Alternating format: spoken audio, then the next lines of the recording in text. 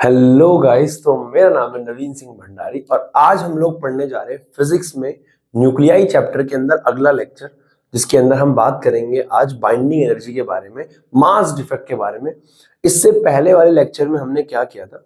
इससे सबसे पहले वाले लेक्चर में हमने बहुत बेसिक रखा, उसके बाद हमने डेंसिटी वगैरह पढ़ लिया था कि डेंसिटी क्या होती है न्यूक्लियस की, है ना, रेडियस क्या होता है, ये सब हमने पढ़ लिया था। हमें ये पता लग गया था कि जो डेंसिटी है वो इंडिपेंडेंट होती है, किसी पे डिपेंड नहीं करती है ना। किसी एटॉमिक मास नंबर पे डिपेंड नहीं करती है, एटॉमिक नंबर पे डिपेंड नहीं करती है। सारे एटम्स की लगभग डेंसिटी क्या होती है? कांस्टेंट होती है। ठीक है, आज का टॉपिक क्या है? आज का टॉपिक है बाइंडिंग एनर्जी का। बाइंडिंग एनर्जी से मेरा मतलब क्या है? बाइंडिंग एनर्जी टॉपिक पढ़ने के बाद आपको लगभग लगभग ये पता लगेगा कि जो आपने हमेशा से पढ़ते हो कि रेडियो एक्टिव एलिमेंट्स क्या होते हैं, radio active decay, alpha particle emit करते हैं, बीटा पार्टिकल एमिट कर रहे हैं, है ना, वो क्यों कर रहे हैं? वो स्टेबल, कोई भी जो न्यूक्लियाई है वो स्टेबल होने के लिए क्या कर रहा है, आपको बहुत सारी चीजें पता लगेगी कि कौन सबसे ज्यादा स्टेबल है एटम्स के अंदर, है ना, कौन कम स्टेबल है, क्यों कम स्टेबल है, बहुत सारी चीजें हैं। स्टार्ट कर रहे हैं। सबसे पहले एक छोटी सी चीज से स्टार्ट करते हैं जिसका नाम है मास डिफेक्ट। हालांकि ये मास डिफेक्ट इसके अंदर ही आता है, पर फिर भी थोड़ा जान लेते हैं। आओ, सबसे पहला जो हमारे पास टॉपिक है वो है मास डिफेक्ट। अब भाई मास डिफेक्ट क्या है? मास डिफेक्ट ये है, मास डिफेक्ट ये, मास डिफेक्ट ये, मान लेते हैं, मान लेते हैं, मान लेते हैं। अब मान लेते हैं कायदे से ना, मेरे पास मान लो ये 3 मार्कर है। कितने मार्कर है? 3 मार्कर है। ठीक है, अब ये जो मार्कर है, अब मैंने कहा भाई एक मार्कर का, अब देखो मैंने ना इनका मास कुछ ऐसे जोड़ा। मैंने इस ढक्कन का मास जोड़ा, फिर इस मार्कर का मास जोड़ा, हाँ है ना, मैंने इस ढक्कन का मास जोड़ा, इस मार्कर का मास जोड़ा, उसी प्रकार से मैंने इस ढक्कन का और इस मार्कर का मास जोड़ा। ये आया मेरा कैलकुलेटेड मास। क्या आया? कैलकुलेटेड मास। ठीक है ना। तो मैंने कहा लेट सपोज इसका जो कैलकुलेटेड मास है वो आया मान लो 10 ग्राम। कितना आया? 10 ग्राम। ठीक है, लेकिन जब मैंने किसी एक्सपेरिमेंट में इनका मास ऑब्जर्व किया तो इनके एक्सपेरिमेंट में जो मास कैलकुलेट करके आया वो आया 9.98 ग्राम।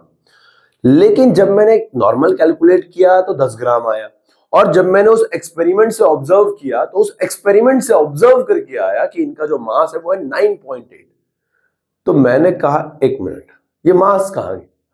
ये मास कहां गया? आना चाहिए था 10, आया 9.98, 0.02 ग्राम कम है, लेकिन ये गया कहां मास?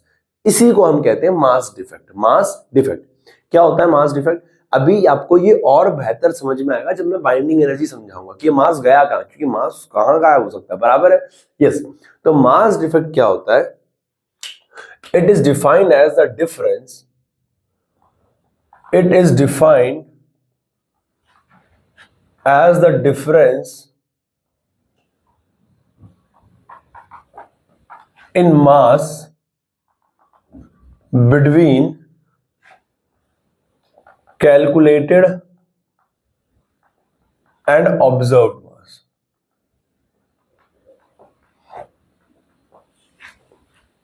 अगर मैं सरल भाषा में बोलूं, अब यहां पे दो चीजें आई है।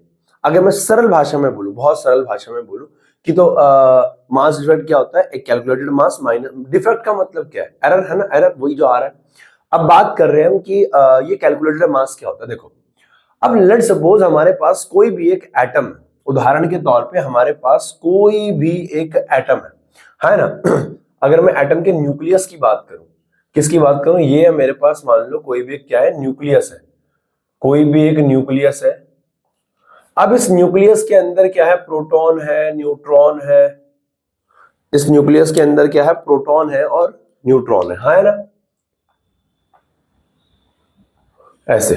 ठीक है, अब मैं ये कहना चाह रहा हूं, असल में जो मास आना चाहिए था वो कितना आना चाहिए था? अगर मैं किसी न्यूक्लियस के मास की बात करूं तो कैलकुलेटेड मास क्या होना चाहिए था? कैलकुलेटेड मास, कैलकुलेटेड मास, कैलकुलेटेड मास होना चाहिए था नंबर ऑफ प्रोटॉन। अब जितने प्रोटॉन है उनके मास को जोड़ दो, जितने न्यूट्रॉन है उनके मास को जोड़ दो। अब कितने प्रोटॉन है? एक है तो एक, दो है तो दो, तो number of protons, number of protons into में, अब एक प्रोटॉन के मास को मैं बोल रहा हूं MP, number of protons into में मास ऑफ वन प्रोटॉन। कितने प्रोटॉन है और उसे एक प्रोटॉन के मास से मल्टीप्लाई कर टोटल मास आ जाएगा प्रोटॉन का, और प्लस में number of neutron multiply by mass of one neutron. भाई ये तो बहुत सिंपल सी बात है भाई, न्यूक्लियस का मास टोटल प्रोटॉन के मास टोटल न्यूट्रॉन के मास के बराबर होगा। तो अगर मैं कैलकुलेटेड मास को mc बोल दूं, अगर मैं कैलकुलेटेड मास को mc बोल दूं तो mc इज इक्वल टू क्या आ जाएगा, नंबर ऑफ प्रोटॉन को मैं z बोलूंगा, नंबर ऑफ प्रोटॉन z हो गए, mass of one proton is mp, तो हो गया mp plus number of neutron को मैं क्या बोलूंगा, a माइनस जेड, यही होता है बेटा number of neutron a minus Z, और मास ऑफ वन न्यूट्रॉन क्या हो गया, तो मास ऑफ वन न्यूट्रॉन हो गया हमारे पास क्या, मास ऑफ वन न्यूट्रॉन हो गया मेरे पास क्या, mn।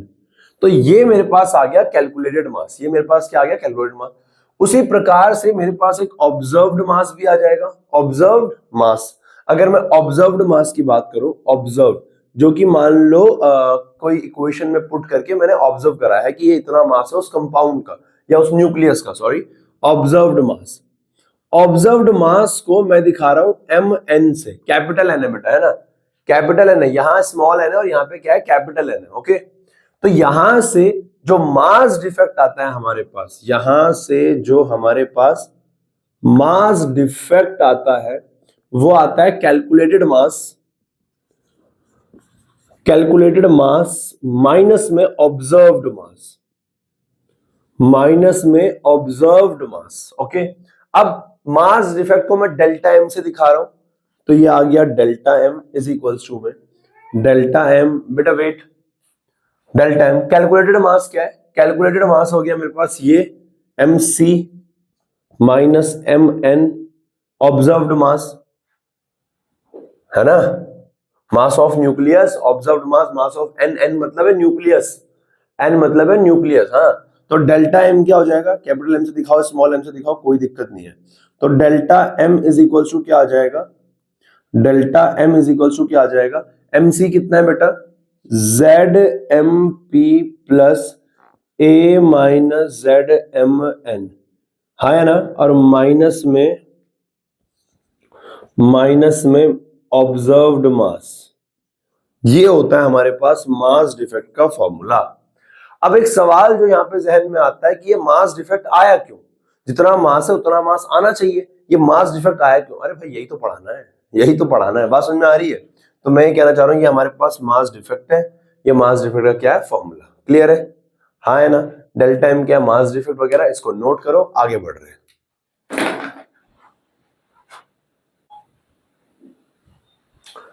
ओके सो गाइस, अगला हमारे पास जो टॉपिक है वो है बाइंडिंग एनर्जी। तो बाइंडिंग एनर्जी क्या होती है, बहुत ध्यान से मेरी बात को सुनना, ठीक है। क्या होती है बाइंडिंग एनर्जी,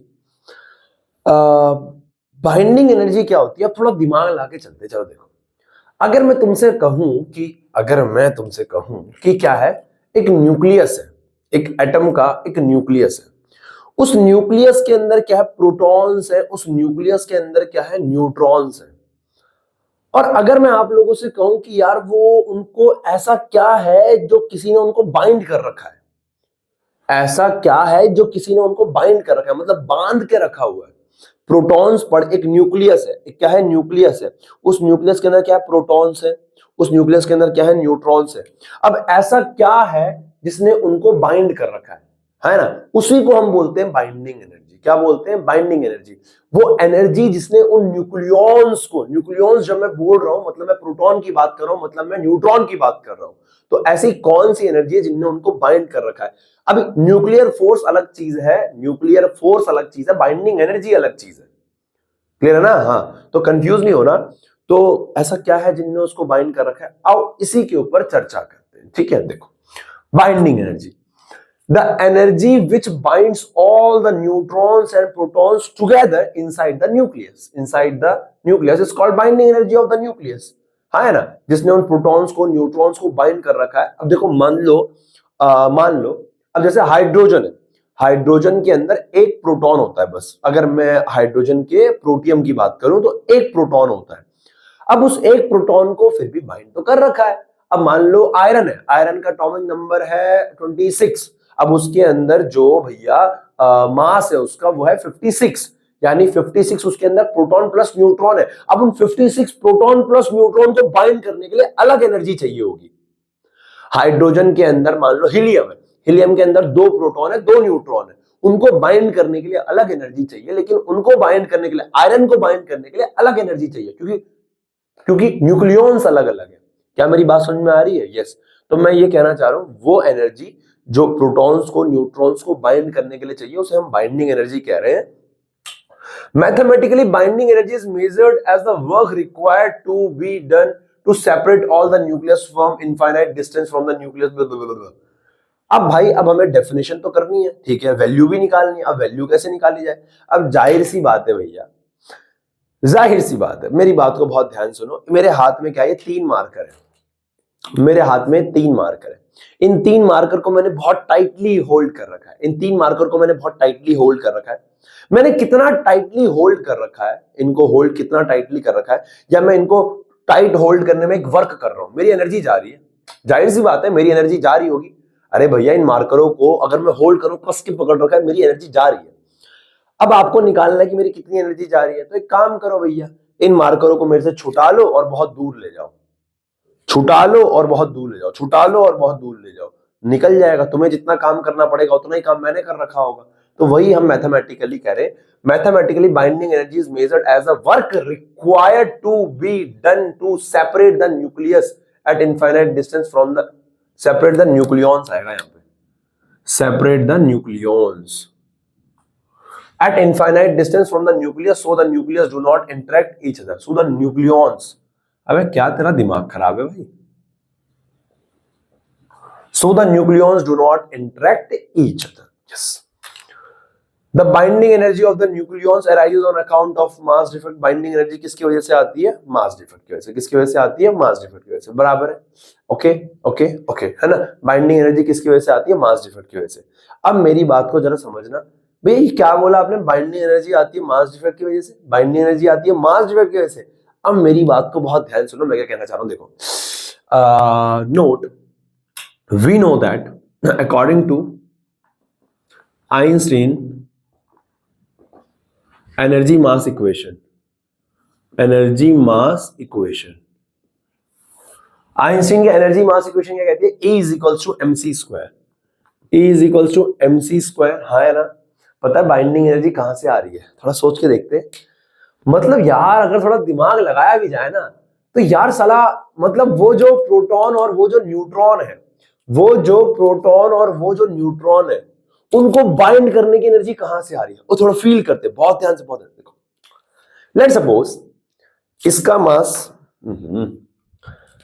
देखो बहुत ध्यान सुनना, मान लेते हैं 3 न्यूक्लियॉन्स है, प्रोटॉन भी इनमें से कोई हो सकता है, न्यूट्रॉन भी इनमें से कोई हो सकता है। और निकालने में और निकाल लेता हूँ, मार्करों की कमी नहीं है हमारे पास, टेंशन मत लो, है ना। हमारे पास मान लो मैंने 3 और निकाल लिए, है ना, या 2 और, है ना।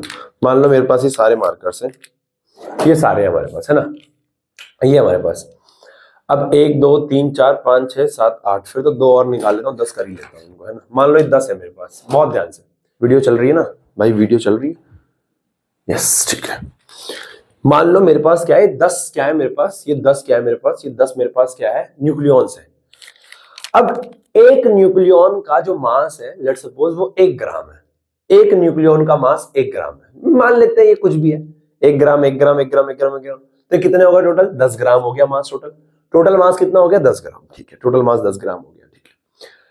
ये तो था कि एक का मास 1 ग्राम 1 ग्राम 1 ग्राम 1 ग्राम 1 ग्राम ऐसे करके 10 ग्राम आ गया। ये तो था कैलकुलेटेड मास। क्या था ये? कैलकुलेटेड मास। लेकिन जब मैंने एक्सपेरिमेंट में ऑब्जर्व किया तो जो इसका ऑब्जर्व्ड मास आया वो आया 9.98 ग्राम, 9.98 ग्राम। लेट्स सपोज मास जो कैलकुलेटेड था वो था 10 ग्राम, और मास जो ऑब्जर्व्ड आया, ऑब्जर्व्ड, वो आया 9.98 ग्राम। मैं ये कहना चाह रहा हूं ऐसा क्यों आया? ये मास बाकी कहां गया? मतलब 0 पॉइंट जो डेल्टा एम है वो क्या है? 0.02 ग्राम। मतलब इतना मास कहां गया? तो पता है क्या हुआ है? पता है इनका 0.02 ग्राम मास। भैया किसका? इस वाले का कि इस वाले का? अरे टोटल 0.02 ग्राम मास क्या हुआ ना, एनर्जी में कन्वर्ट हो गया। मास एनर्जी में कन्वर्ट हो गया। यस, 0.02 ग्राम मास एनर्जी में कन्वर्ट हो गया, और उसी एनर्जी को हम बोल रहे हैं मास डिफेक्ट और एनर्जी, बाइंडिंग एनर्जी। देखो मैं कहना चाह रहा हूं, यहां से कुछ मास क्या था ना, एनर्जी में कन्वर्ट हो जाता है। मास एनर्जी में कन्वर्ट हो गया, मास एनर्जी में कन्वर्ट हो गया, और वो एनर्जी इन न्यूक्लियॉन्स को होल्ड कर रही है। वो एनर्जी इन न्यूक्लियॉन्स को होल्ड कर रही है, और यहां हम कह सकते हैं कि the binding energy of the nucleus arises on account of mass defect. Binding energy of the nucleus arises on account of mass defect. Mass defect के कारण बाइंडिंग एनर्जी डेवलप हुई है। अच्छा, अब एक बात बताओ, total mass 10 gram, observed mass is 9.98 gram and mass defect is 0.02 gram. Okay, अगर हम इन न्यूक्लियॉन्स को अलग अलग कर दें, अलग अलग कर दें, इनफाइनाइट डिस्टेंस पे भेज दें, अलग अलग अलग अलग कर दें, तो टोटल मास कितना आएगा? अभी तो ये जोड़ रखे हैं साथ में, तो इन्होंने अपना 0.02 ग्राम मास जो है एनर्जी में कन्वर्ट कर दिया, जिस एनर्जी ने इनको होल्ड कर रखा है। पर अगर मैं इनको अलग कर दूंगा, सबको अलग अलग कर दिया मैंने, और उसके बाद इनका मास जोड़ू, 10 ग्राम आएगा। 10 ग्राम कैसे आ जाएगा यार, जब मास ही आपका ऑब्जर्व 9.98 है। जब तू इनको अलग करेगा तो कुछ एनर्जी देगा, जब तू इनको अलग करेगा तब कुछ एनर्जी देगा, और वो एनर्जी वापस किस में कन्वर्ट हो जाएगी? मास में, और इनको एक्चुअल मास मिल जाएगा। तू इनको उतनी एनर्जी दे दे जितनी इनकी बाइंडिंग एनर्जी है ना, ये अलग हो जाएंगे।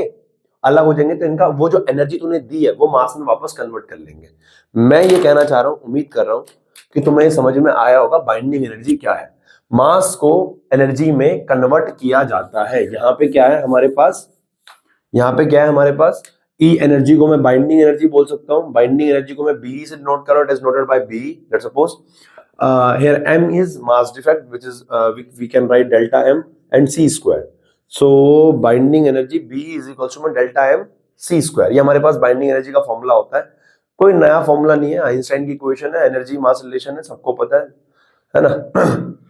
अब यहां से हमारे पास क्या है, बाइंडिंग एनर्जी का एक और फॉर्मूला होता है इन टर्म्स ऑफ, ये तो जूल के टर्म्स में आएगा। एनर्जी है भाई लाला, जाहिर सी बात है, एनर्जी है, मास केजी होगा, स्पीड ऑफ लाइट मीटर पर सेकंड स्क्वायर, मीटर स्क्वायर पर सेकंड स्क्वायर, है ना, तो ये जूल होगा। लेकिन अगर मैं इसको मेगा इलेक्ट्रॉन वोल्ट में बात करूं, मेगा इलेक्ट्रॉन वोल्ट में, तो यहां पे हम ऐसे भी लिख सकते हैं। देखो, अगर बाइंडिंग एनर्जी हमें अगर जो हमें मास है वो केजी में दे रखा है तो सीन ये कर देंगे। लेकिन अगर हमने मास एएमयू में दे रखा है तो इसका एक और फॉर्मूला होता है, binding energy is equals to delta M. Mass को रखना है एएमयू में, मास को रखना है एएमयू में, एटॉमिक मास यूनिट में, और इसको मल्टीप्लाई करा दो 931 पॉइंट, वैसे 931.5 होता है, 931.18 होता है, मैं 931 लेके चल रहा हूं, मेगा इलेक्ट्रॉन वोल्ट, ये कन्वर्ट हो जाएगा। अधिकांश हम यही वाला फॉर्मूला इस्तेमाल करेंगे। अधिकांश हम binding energy mega electron volt में ही निकालेंगे, क्योंकि हमें आसान पड़ता है। डेल्टा एम रखेंगे एएमयू में, डेल्टा एम रखेंगे एएमयू में, 931 मेगा इलेक्ट्रॉन वोल्ट। क्लियर है? यस यस, ठीक है। अब ये तो टोटल बाइंडिंग एनर्जी है। कभी कभी एक सवाल और पूछ लेता है, वो कहता है नोट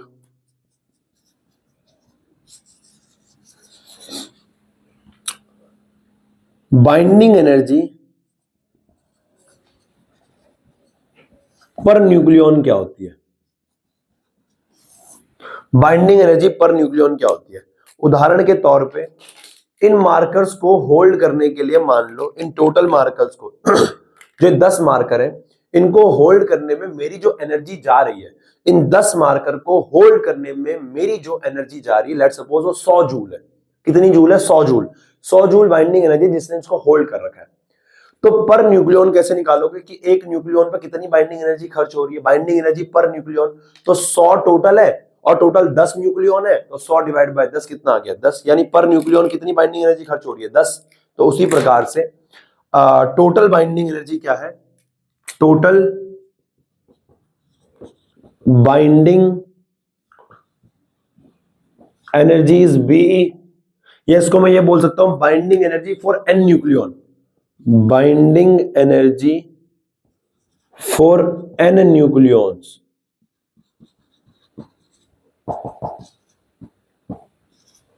अगर मैं बात करूं बाइंडिंग एनर्जी की binding energy for N nucleons B हो गया। अगर मैं बात करूं बाइंडिंग एनर्जी पर न्यूक्लियन, तो binding energy per nucleon,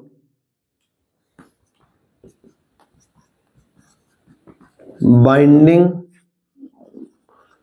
energy per nucleon,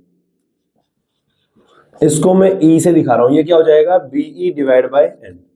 तो ये याद रखना BE divide by N. Per nucleon क्या होती है, पर न्यूक्लियन क्या होती है, कितने नंबर ऑफ न्यूक्लियॉन्स है उसको डिवाइड करो तो बाइंडिंग एनर्जी आ जाएगी, बराबर है, हाँ है ना। बाइंडिंग एनर्जी 10 है, मान लो 10 जूल है और न्यूक्लियन 3 है, 3 न्यूक्लियन है, तो 10 डिवाइड बाय 3 कितना आ जाएगा बाइंडिंग एनर्जी, न्यूक्लियन पर न्यूक्लियन आ जाएगा। क्लियर है, ओके, नोट कर लो इसको, आगे बढ़ रहे हैं बेटा। ओके सो गाइस, जो हमारे पास अगला टॉपिक है वो है बाइंडिंग एनर्जी कर्व। क्या कहता है बाइंडिंग एनर्जी कर्व? बहुत ध्यान से मेरी बात को सुनना। अगर मैं बोलूं भैया कि बहुत इंपॉर्टेंट टॉपिक है तब भी तुमने करना है ना, है तब भी, लेकिन बहुत इंपॉर्टेंट टॉपिक है, बहुत इंपॉर्टेंट। बाइंडिंग एनर्जी कर्व क्या पता भैया, पूरा कर्व ड्रॉ करने को आ जाए, कुछ भी आ जाए, बराबर है, यस। क्या होता है भाई बाइंडिंग एनर्जी कर्व? ये अगर आप ना भी लिखो तब भी चल जाएगा, लेकिन कुछ कुछ तो शुरुआत के याद रखना, ठीक है ना, ठीक है। बाइंडिंग एनर्जी कर्व मैंने ये ड्रॉ किया है कर्व, एक तरफ है बाइंडिंग एनर्जी पर न्यूक्लियन, पर न्यूक्लियन के लिए बाइंडिंग एनर्जी, यानी एक न्यूक्लियन को बाइंड करने में कितनी एनर्जी खर्च हो रही है, इधर साइड वो है, ठीक है ना। और यहाँ पे है मास नंबर, कि मास नंबर कितना है, ये मास नंबर इनका सबका आपको मैंने लिखा हुआ है, यूरेनियम है 238, है ना, ये हो गया, सारे हो गए, है ना, ठीक है, टंगस्टन वगैरह। देखो मैं ये कहना चाह रहा हूं, मैंने वैल्यूज नहीं लिखी है, मैंने वैल्यूज नहीं लिखी है, क्लियर है ना, ठीक है। वैल्यूज ना मैंने यहां लिखे ना मैंने यहां लिखे ना, आपको लगभग लगभग याद करनी है, जिनकी मैं बोलूंगा उनकी याद करनी है, ठीक है, बहुत ध्यान से। अब अगर आप देखो तो ये सबसे पहले स्टार्ट हो रहा है हाइड्रोजन के ड्यूटेरियम से, फिर ट्राइटियम से, बराबर है। देखो हाइड्रोजन के आइसोटोप से, इनका मास नंबर बहुत कम है, जाहिर सी बात है, इधर मास नंबर है, इनका मास नंबर कम है। देखो ये मास नंबर कम है तो इनका एनर्जी भी लेवल भी कम है। अगर मैं बाइंडिंग एनर्जी पर न्यूक्लियन की बात करूं तो बहुत कम है, क्या है, बहुत कम।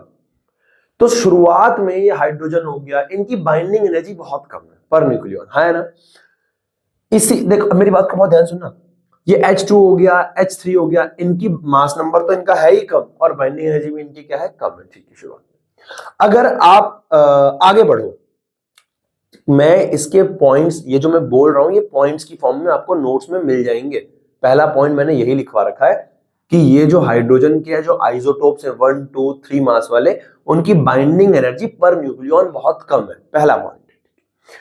दूसरा, इस ग्राफ को देख के आपको क्या पता लग रहा है, यहां पे पीक्स आ रही है, देखो हीलियम पे पीक आ रही है, कार्बन पे पीक आ रही है, ऑक्सीजन पे पीक आ रही है। देखो अचानक से वो बढ़ रहा, अचानक से पीक आ गई, फिर आराम नीचे गिरा, फिर पीक आ गई, फिर गिरा, फिर पीक आ गई। ये पीक क्या इंडिकेट कर रही है? ये पीक ये इंडिकेट कर रही है कि इनका जो बाइंडिंग एनर्जी पर न्यूक्लियन है वो उसके कंपैरिजन में, आसपास वालों के कंपैरिजन में क्या है, ज्यादा है। मेरी बात को सुनना भैया, क्या फर्क पड़ेगा बाइंडिंग एनर्जी ज्यादा होने से? अरे देख यार, ऐसा है ना, अगर बाइंडिंग एनर्जी पर न्यूक्लियन, एक सेकेंड यार, मेरी बात को बहुत ध्यान सुन, मैं क्या कहना चाह रहा हूं।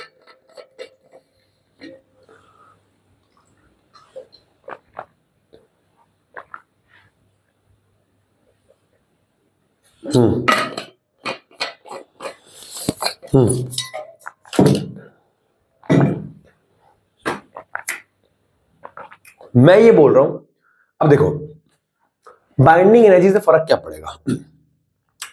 अगर इन मार्कर्स की बाइंडिंग एनर्जी, मान लो इन मार्कर्स को मैंने बहुत टाइटली होल्ड कर रखा है, इन मार्कर्स को मैंने बहुत टाइटली होल्ड कर रखा है, तो कोई भी मेरे हाथ से आके इस मार्कर को नहीं निकाल सकता, कोई भी आके मेरे इस हाथ से मार्कर को नहीं निकाल सकता, जाहिर सी बात है, बहुत बहुत सिंपल सी बात है कि नहीं निकाल पाएगा। यही तो मैं कहना चाह रहा हूं, यही तो मैं कहना चाह रहा हूं कि अगर बाइंडिंग एनर्जी ज्यादा होगी तो कोई भी न्यूक्लियॉन्स को नहीं निकाल पाएगा, और अगर न्यूक्लियॉन्स को नहीं निकाल पाएगा तो वो न्यूक्लियस ज्यादा स्टेबल होगा। वो न्यूक्लियस क्या होगा, ज्यादा स्टेबल, क्योंकि वो टूटेगा नहीं, वो टूटेगा नहीं, उसकी बाइंडिंग एनर्जी ज्यादा है, वो स्टेबल है। तो मैं हाँ तो मैं ये कहना चाह रहा हूं, हीलियम कार्बन ऑक्सीजन, इनके पास अचानक से पीक आ रहा है, इनके पास अचानक से क्या आ रहा है, पीक आ रहा है। अब ये पीक ये इंडिकेट कर रहा है कि ये जो हीलियम कार्बन ऑक्सीजन है ये कंपैरेटिवली अपने आसपास वालों के कंपैरिजन में ज्यादा क्या है, स्टेबल है।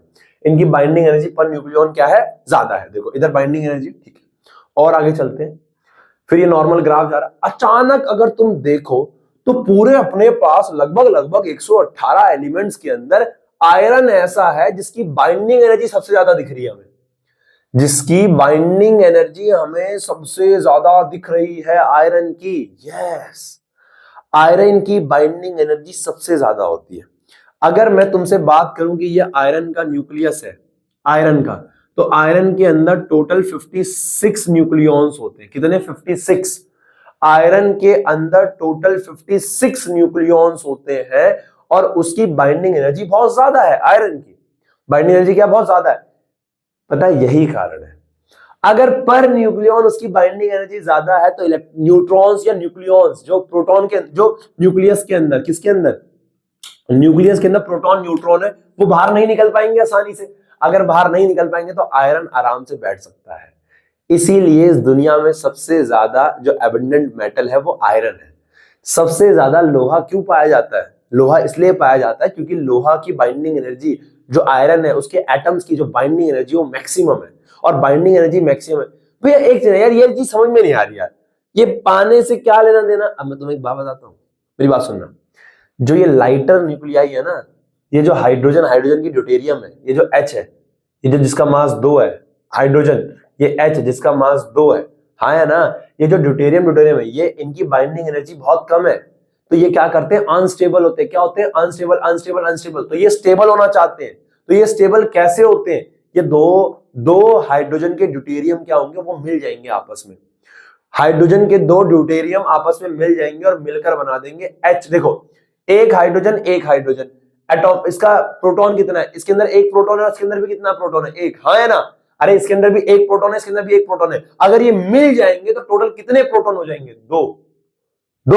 इसके अंदर दो, मास नंबर 2 है, मास नंबर 2 है, तो टोटल मास नंबर कितना हो जाएगा? 4। और बेटा 2 और 4 होता है हीलियम का। यस, हाइड्रोजन के दो ड्यूटेरियम मॉलिक्यूल मिलकर हीलियम बना देते हैं, क्योंकि हीलियम की बाइंडिंग एनर्जी क्या है? ज्यादा, और स्टेबल हो जाते हैं। और इस प्रोसेस में बहुत ज्यादा एनर्जी निकलती है। बहुत ज्यादा क्या निकलती है? एनर्जी। बहुत ज्यादा क्या निकलती है? एनर्जी। क्या मेरी बात समझ में आ रही है? अरे हाँ है ना, दो छोटे लाइटर न्यूक्लियाई आपस में मिल जाते हैं और मिलकर एक हैवियर न्यूक्लियाई बना देंगे, है ना। यही रिएक्शन होती है हमारे सूरज के अंदर। अगर मैं बात करूं सूरज पे इतनी लाइट कहां से आ रही है, यही रीजन है। सूरज के अंदर क्या, ड्यूटेरियम मिल रहे हैं और हीलियम बन रहा है, और साथ में बहुत lots of amount of energy निकल रही है। क्लियर है? इसे कहते हैं न्यूक्लियर फ्यूजन, कि दो न्यूक्लियर मिल गए। अभी न्यूक्लियर फ्यूजन अगला टॉपिक है, आगे आएगा, पर इसे कहते हैं न्यूक्लियर फ्यूजन, क्योंकि उनकी बाइंडिंग एनर्जी कम थी तो दो न्यूक्लियस आपस में क्या हुए? फ्यूज हो गए। क्या हो गए? फ्यूज होकर वो हैवी बना देते हैं। बराबर है, क्योंकि अचानक से वो ज्यादा स्टेबल हो जाएंगे। क्लियर है? हाँ है ना। ठीक है, आगे बढ़े। अब आयरन क्या है? आयरन की बाइंडिंग एनर्जी बहुत ज्यादा है, पर न्यूक्लियन बहुत ज्यादा है। बाइंडिंग एनर्जी पर न्यूक्लियन है बहुत ज्यादा है, जिसकी वजह से क्या होता है, आयरन क्या है ना, आसानी से टूटेगा भी नहीं और कुछ भी नहीं, शांत खुश रहेगा, हैप्पी हैप्पी। बात समझ में आ रही है? यस। तो आयरन मोस्ट स्टेबल है, इसीलिए सबसे ज्यादा पाया जाता है नेचर में। अब आगे चलते हैं। अब धीरे धीरे धीरे धीरे धीरे धीरे बाइंडिंग एनर्जी क्या हो रही है? कम। बाइंडिंग एनर्जी क्या हो रही है? कम। अगर बाइंडिंग एनर्जी कम होती रहेगी, अब यहां से मैं तुम्हें एक बात समझाने जा रहा हूं। अगर बाइंडिंग एनर्जी कम होती रहेगी, जैसे यूरेनियम है, इसका एटॉमिक नंबर 92 है, 238 इसका मास नंबर है। अब ये यूरेनियम अल्फा पार्टिकल क्यों ना निकाले? इसे पता है इसकी बाइंडिंग एनर्जी कम है। आगे वालों को पता है इनकी बाइंडिंग एनर्जी क्या है? कम। इनकी बाइंडिंग एनर्जी क्या है? कम। इनकी बाइंडिंग एनर्जी क्या है? कम। अब देखो, अगर इनकी बाइंडिंग एनर्जी कम है, अगर इनकी बाइंडिंग एनर्जी क्या है? कम है, तो ये यूरेनियम क्या करेगा? एक अल्फा पार्टिकल निकाल देगा अपने अंदर से। अब ये यूरेनियम का 92 मास है, 92 एटॉमिक नंबर है, ये बना देगा X, कोई भी एक एटम बना देगा। एक अल्फा पार्टिकल का मतलब क्या होता है? एक अल्फा पार्टिकल का मतलब होता है हीलियम, He2+। हीलियम का एटॉमिक नंबर कितना होता है? 2। हीलियम के अंदर प्रोटॉन कितने होते हैं? 2। और मास नंबर कितना होता है? 4। अगर ये उसमें टूट गया, अगर ये उसमें टूट गया, अगर ये उसमें टूट गया, तो यहां से 2 कम हो जाएगा। तो ये जो X होगा, जो भी ये बनाएगा X है ना, उसका मास नंबर, एटॉमिक नंबर कितना होगा 90, और यहां से 4 कम कर दो तो 234, सॉरी 234। यस यस, इसीलिए जो रेडियो एक्टिव एलिमेंट्स होते हैं ना, रेडियो एक्टिव बोलते ही क्यों है साला, क्योंकि वो अल्फा पार्टिकल एमिट करते हैं। और अल्फा पार्टिकल्स एमिट करने से क्या होता है, अरे उनका मास नंबर कम हो जाएगा, और अगर मास नंबर कम हो जाएगा, मास नंबर कम हो जाएगा, इधर मास नंबर है, मास नंबर कम हो जाएगा, मास नंबर कम हो जाएगा, तो वो लाइटर न्यूक्लियाई बन जाएंगे। यानी ये हैवी न्यूक्लियाई टूट जाता है दो लाइटर में, हालांकि तो बहुत लाइटर है, पर मैं बात कर रहा हूं 240 मास वाला टूट जाएगा 120 वाले में, हाँ टूट जाएगा, क्योंकि उसे पता है मास नंबर कम होने पर उनकी बाइंडिंग एनर्जी बढ़ जाएगी, उनकी स्टेबिलिटी बढ़ जाएगी, उनकी स्टेबिलिटी बढ़ जाएगी। क्या मेरी बात समझ में आ रही है? मैं तुम्हें कितने पॉइंट बता चुका हूं। सबसे पहला मैंने आपको क्या बताया, मैंने आपको बताया हाइड्रोजन के, ये क्या है, यहाँ पे इनकी बाइंडिंग एनर्जी पर न्यूक्लियन बहुत कम है बच्चा, बाइंडिंग एनर्जी पर न्यूक्लियन बहुत कम है, तो वो क्या करते हैं, लाइटर लाइटर मिलकर हैवी बना देते हैं, इसे बोलते हैं न्यूक्लियर फ्यूजन, जुड़ना, फ्यूजन, बराबर है, यस। अब क्या हुआ, जुड़ गए। अब यहाँ पे क्या है, पीक है, ये पीक क्या बता रहा है बच्चा, ये पीक ये बता रहा है कि ये अपने आसपास वालों के कंपैरिजन में ज्यादा, इनकी बाइंडिंग एनर्जी ज्यादा, ये स्टेबल है, यस। उसके बाद मैंने आपको बताया, देखो आयरन की बाइंडिंग एनर्जी सबसे ज्यादा है, इसीलिए आयरन क्या है, मोस्ट अबंडेंट एलिमेंट है नेचर में, आयरन सबसे ज्यादा पाया जाता है क्योंकि उसकी बाइंडिंग एनर्जी सबसे ज्यादा होती है और बहुत स्टेबल है, सबसे ज्यादा स्टेबल आयरन है, यस। उसके बाद बाइंडिंग एनर्जी पर न्यूक्लियन घटती जा रही है, घटती जा रही है, तो ये हैवियर न्यूक्लियर की, जो हैवियर न्यूक्लियर होते हैं, हैवियर न्यूक्लियस होते हैं, इनकी बाइंडिंग एनर्जी बहुत कम होती है, जिस कारण ये अनस्टेबल होते हैं। तो ये हैवियर न्यूक्लियस क्या करते हैं, टूट जाते हैं छोटे छोटे में, लाइटर लाइटर में, और इसको बोलते हैं nuclear fission, nuclear fission, nuclear fission, टूट जाना। वो बच्चों ने पढ़ते थे ना, बाइनरी फिजन, मल्टीपल फिजन, वही टूट जाना, फिजन टूट जाता है। तो ये टूट जाते हैं छोटे छोटों में, क्योंकि छोटे हो जाएंगे तो ये क्या हो जाएंगे, मास नंबर कम, मास नंबर कम तो बाइंडिंग एनर्जी बढ़ जाएगी और ये स्टेबल हो जाएंगे। क्लियर है, यस। तो मैं ये कहना चाह रहा हूं, यहां से जो मैंने ये पॉइंट्स बताए हैं, ये सारे पॉइंट्स आपके नोट्स में आपको लिखे हुए मिलेंगे।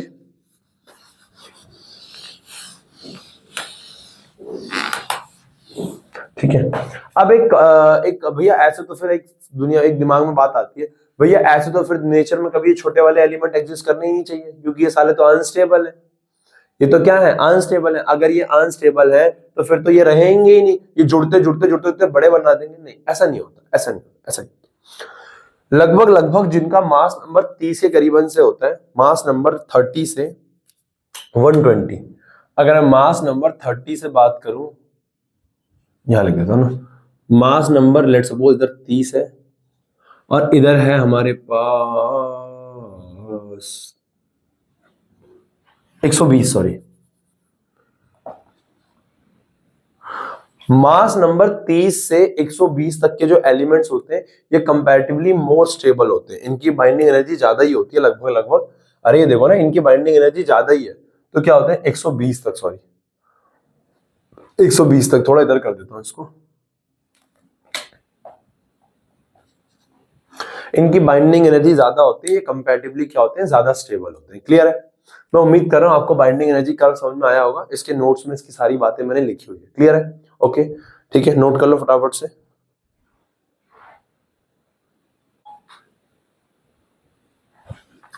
अब बेटा ये सवाल है हमारे पास और ये कहना चाह रहा है कि क्या कहना चाह रहा है, देख लेते हैं भाई, मैंने भी देख लेते हैं।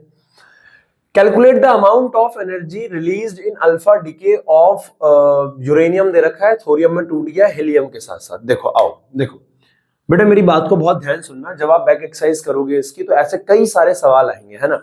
और इस चैप्टर में एक ही दिक्कत आती है, कैलकुलेशन, है ना, छोटी छोटी बहुत सारी मल्टीप्लाई करनी पड़ती है, तो उनमें बहुत ध्यान से देखना। देखो मैं ये कहना चाह रहा हूं, ये हमारे पास सवाल है और आंसर में आप सबसे पहले गिवन तो लिख ही देंगे, ये तो आपका काम है, ये तो आपका धर्म है कि आप ये गिवन तीनों चीजें लिख देंगे, है ना। ठीक।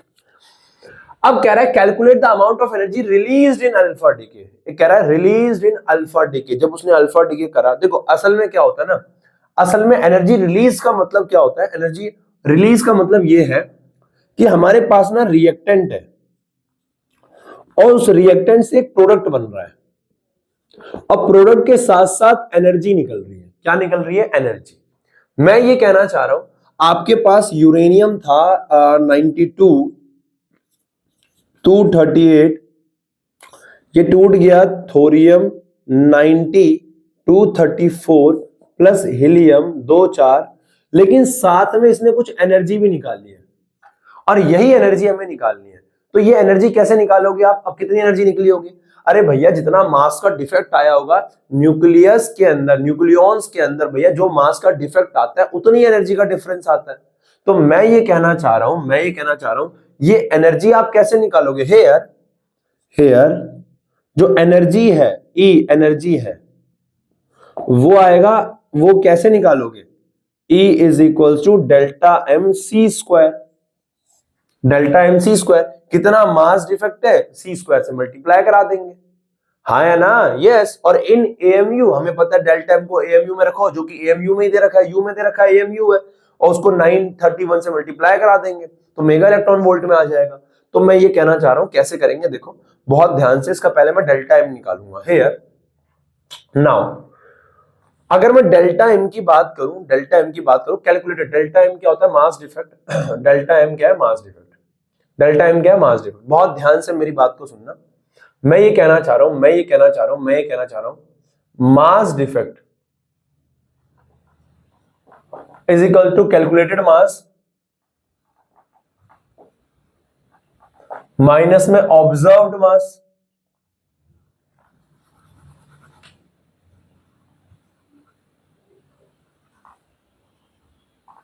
है ना? Mass defect is delta M, calculated mass. देखो अब कैलकुलेटेड मास किसका है? अब भैया मास देखो, एनर्जी जो निकली है वो रिएक्टेंट जो है प्रोडक्ट में कन्वर्ट हुआ और साथ में कुछ एनर्जी निकली है। मतलब रिएक्टेंट का मास ज्यादा रहा होगा, प्रोडक्ट का मास कम रहा होगा, तभी कुछ मास किसमें कन्वर्ट हो गया? एनर्जी में। तो मैं ये कहना चाह रहा हूं जो आप कैलकुलेटेड मास निकालोगे यहां पे जो आप कैलकुलेटेड मास निकालोगे वो रिएक्टेंट का रखोगे। Calculated mass of you of what? Uranium. कितना है कैलकुलेटेड मास? कैलकुलेटेड मास है हमारे पास 238.05079। ये आपके पास कैलकुलेटेड मास है यूरेनियम रिएक्टेंट का। अब प्रोडक्ट में क्या है? ये दो चीजें हैं। तो माइनस में ऑब्जर्व्ड मास कितना है?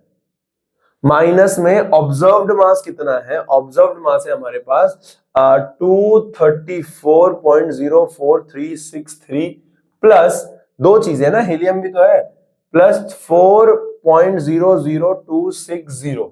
ये है हमारे पास। ये हो गया कैलकुलेटेड जो आया था, और ये था ऑब्जर्व्ड, है ना? कैलकुलेटेड ज्यादा होगा, ऑब्वियस सी बात है। तो डेल्टा एम क्या हो गया? 238.05079 माइनस, अब ये 4 और 4 ये 238 पॉइंट, ये तो जाएगा ही, 1 2 3 4 5, 1 2 3 4 5, ठीक है, जोड़ दो तो ये हो जाएगा हमारे पास कितना? 3 का 3 6 6 12, 2 1 कैरी, 3 3 6 और 4 का 4 और 0 का 0, तो ये इतना आ गया हमारे पास। हाँ है ना? खत्म। सही है ना? हाँ बिल्कुल सही है। अब इसमें से इसको माइनस कर दो तो डेल्टा एम क्या आ जाएगा मेरे पास? 0 पॉइंट, अब पहले इसको कहता हूं, 9 में से 3 गया तो 6, 7 में से 2 गया 5, और 10 में से 6 गया 4, 4 में से 4 गया 0, 0 0 में से 0 गया 0, 0.0। यही आएगा मेरे ख्याल से डेल्टा एम। भैया एक बार देख भी लेना, क्रॉस चेक भी कर लेना, है ना, कहीं गलती ना हो। यू, अब ये किसमें आया? यू में। हेंस हमें एनर्जी निकालना, डेल्टा एम आ गया, मास डिफरेंस आ गया। तो बेटा क्या है ना, रिएक्टेंट का मास, इसका जो मास था वो ज्यादा है, इसका मास इतना है, लेकिन इन दोनों का मास टोटल इतना है, लेकिन इससे जो इतना कम मास है, सोच के देखो इतना कम मास है ना। अभी काम की बात दिखाऊंगा, तुम्हारे एकदम हिल जाओगे तुम अभी बाबू, है ना? तो मैं कहना चाह रहा हूं अब इसका मास ज्यादा है, इनका मास कम है, तो क्या हुआ, यहां से कुछ मास किसमें, ये मास किसमें कन्वर्ट हो गया होगा? एनर्जी में। तो hence E is equals to delta M C square, और अगर मास एएमयू में है तो मैं इसको ऐसे लिख सकता हूं, E इज इक्वल्स टू में डेल्टा एम इन एएमयू। अगर मास एएमयू में, डायरेक्ट एएमयू में पुट करो और उसको 931 से मल्टीप्लाई करा दो मेगा इलेक्ट्रॉन वोल्ट। तो ये मास तो एएमयू में ही है, डायरेक्ट पुट कर दो साले को, तो E इज इक्वल टू क्या आ जाएगा? डायरेक्ट पुट कर दो भाई, 0.04546 इंटू 931, और आपके पास मेगा इलेक्ट्रॉन वोल्ट आंसर आ जाएगा। क्लियर है? मल्टीप्लाई करा सकते हो यार, मेरे को क्या छोड़ रहे हो इसके ऊपर। अब ये तू कर सकता है बे, शेर है तू शेर। देख 4 5 6 931, क्या बात है। 6 5 4, 3 6 18, 8 1 कैरी, 3 3 5 15, 16 6 1 कैरी, 3 चौक 12 13, 9 6 9 6 9 6 54, 4 5 कैरी, 9 पंजे 45, 45 5 50, 0 5 कैरी, 9 चौक 36, 36 5 गया था ना, 36 और 5 41, तो ये आ गया 6 5 7 13, 3 1 कैरी, 10 11 4 3 2 सॉरी